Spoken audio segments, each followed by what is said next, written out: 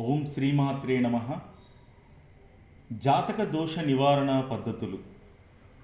భూమి మీదున్న ప్రతి మానవునికి దేవరుణం, పితృరుణం అనే రెండు రుణములు ఉంటాయి. అవి తీర్చుకోవలసిందే. కృతజ్ఞత దోషముతో మళ్ళీ మళ్ళీ జన్మలెత్తడం, లేదా ఇంటిలో భూత ప్రేత పిశాచాల భయం, అకాల మరణాలు వంటి కఠిన సమస్యలతో సతమతమవటం జరుగుతూనే ఉంటుంది. కనుక ముందు ఈ రుణాలు తీర్చుకోవాలి. దేవ పితృ యజ్ఞాలు ప్రతివారు ఆచరించాల్సిన నిత్యకర్మలు. ఆ పితరులే లేకపోతే ఈ జీవితం శరీరం ఎక్కడిది? కనుక తప్పక వారిని అర్చించాలి. వారికి ఆహారాన్ని స్వాదాదేవి చేకూరుస్తుంది. స్వర్గలోకంలో దదాది యజమానస్యేతి స్వధ అనగా పితృయజ్ఞములు చేయువారికి ఉత్తమ స్థితులు, చేయని వారికి అధోగతులని భావము.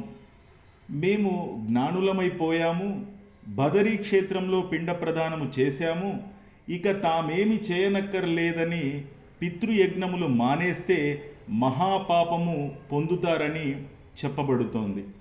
జీవం ఉన్నంత వరకు హేతువైన పితృదేవతలను నిత్యం స్మరించుకోవాలి. సమస్య వచ్చినప్పుడే, పండగ వచ్చినప్పుడే దేవతలు గుర్తొస్తారనే విషయం చాలామందిలో కనిపిస్తున్న వాస్తవం. పితరులకు భక్తి విశ్వాసాలతో ప్రతి ఏటా పితృకార్యాన్ని ఆచరించినప్పటికీ ఆయా కుటుంబాల వారు సుఖశాంతులకు దూరంగానే ఉన్నారు. దీనికి కారణమేమిటనే ప్రశ్న తెరపైకి రావచ్చు. నిజమే మరి. స్వాదాదేవిని కేవలం పితృకార్యాల నాడే తలచుకుంటారే తప్ప మిగిలిన రోజుల్లో మచ్చుకైనా గుర్తు చేసుకోరు.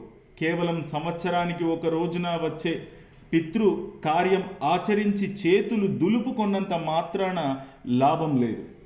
పితృతిథి రోజునే పితృకార్యం ఆచరించినను స్వాదాదేవిని ప్రార్థించటం లేదు. కేవలం ఆనాడు ఆ కార్యాన్ని పూర్తి చేయడానికి స్వాదాదేవిని ఒక దూతగానే వాడుకున్నాం తప్ప ఆ తల్లి అనుగ్రహం నిత్యం ఉండాలని చాలామంది గమనించరు. స్వాహాదేవికి 16 నామాలు ఉన్నట్లుగానే స్వాదాదేవికి కూడా 8 నామాలు ఉన్నవి.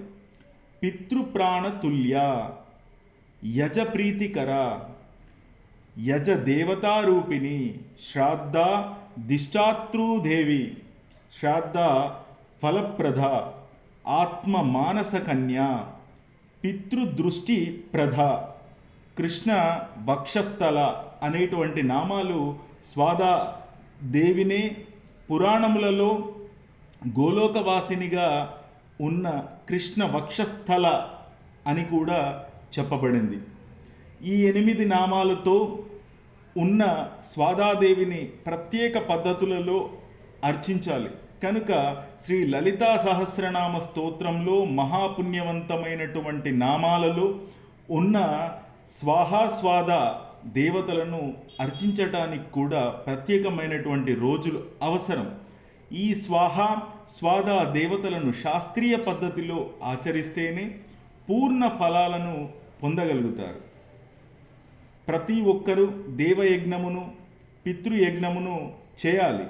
దేవయజ్ఞమును చేసినప్పుడు స్వాహాకారం, పితృయజ్ఞం చేసినప్పుడు స్వాదాకారం ఉండును. ఈ 2 శక్తులు వాక్కునకు మూలమైన అగ్నికి సంబంధించిన శక్తులుగా వర్ణించబడినవి. ఈ విశ్వంలో దేవతలకి పితృదేవతలకి స్థానములున్నవి. వీరిరువురిని పూజించుట నిత్య కర్మలలో విధింపబడినది. భారతీయ యజ్ఞ విజ్ఞానంలో అనేక విషయాలున్నవి.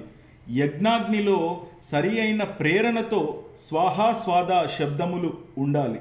వాటి వల్లనే దేవతలు పితృదేవతలు తృప్తి చెందుతారు. పితృకార్యములు ఆచరించునప్పుడు ఒకే పరమేశ్వరాగ్ని 3 విధములైన దేవతలుగా చెప్పబడింది. అవి వసు, రుద్ర, ఆదిత్య రూపములైనటువంటి దేవతలు. అనగా అగ్ని, వాయు, సూర్యులలో దాగి ఉన్నటువంటి పితృశక్తి వసు, రుద్ర, ఆదిత్యుల రూపములుగా వ్యవహరింపబడుతున్నది. ఈ 3 రూపములలో ఉన్నవారికి కర్త అయిన వ్యక్తి తన భావమును విన్నవించుకొనుటకు ఈ స్వాదాదేవియే శరణ్యం. అగ్ని, వాయు, సూర్యుల ధారణా శక్తిని స్వాద అంటారు. ఇది వేదము చెప్పిన స్పష్టత. ఈ దేహములోనే కాక దేహానంతరం కూడా నడుపు శక్తి స్వాదాదేవి. పితృరూపంలో జీవులు ఏ స్థితిలో ఉన్నారో, ఎక్కడ ఉన్నారో ఇక్కడ ఉన్నవారికి తెలియదు. కానీ పితృదేవతలను చేరుటకు మానవుని కర్మకు తగినటువంటి ఫలమును అందించుట ఒక స్వాదాదేవికే సాధ్యం. నైవేద్యం ఎవరింట్లో అయితే పితృశాపం ఉంటుందో, ఎవరింట్లో అయితే పెద్దల కార్యాలను సరిగ్గా చేసి ఉండరో, ఎవరింట్లో అయితే అకాల మరణాలు ఎక్కువగా సంభవిస్తూ ఉంటాయో, ఎవరింట్లో అయితే పెద్దల కలలోకి వస్తూ ఉంటారు పెద్దలు, ఎవరింట్లో అయితే దయ్యము, భూతము, పిశాచాల సమస్యలు ఉంటాయో అటువంటి వారు దేవునికి నువ్వుల అన్నము లేదంటే నువ్వుల పొడితో చేసినటువంటి చిత్ర అన్నముని నైవేద్యంగా ఉంచి ప్రసాదంగా పంచాలి. అలా చేస్తే వంశంలో, ఇంట్లో ఉన్న పితృ దేవతల యొక్క శాపాలు తొలగిపోతాయి. దీన్ని చేసి మహాలయ అమావాస్య రోజు పెద్దల కార్యాలయం చేస్తే అన్ని రకాల పితృదోషాలు తొలగిపోతాయి. శ్రీమాత్రే నమః. శ్రీ లలితాయై నమః.